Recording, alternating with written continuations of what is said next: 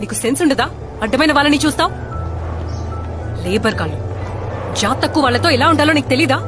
ఇంట్లో నేర్పించలేదా? పద.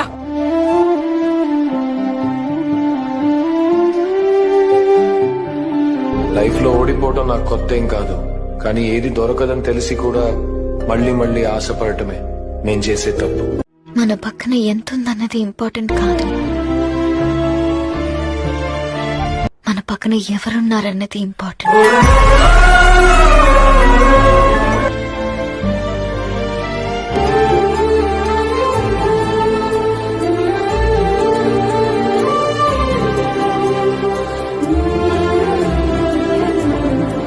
ఒక అమ్మాయికి ఫాదర్ ముందుండాలి, బ్రదర్ వెనకుండాలి, భర్త పక్కన ఉండాలి అని అంటారు కదా.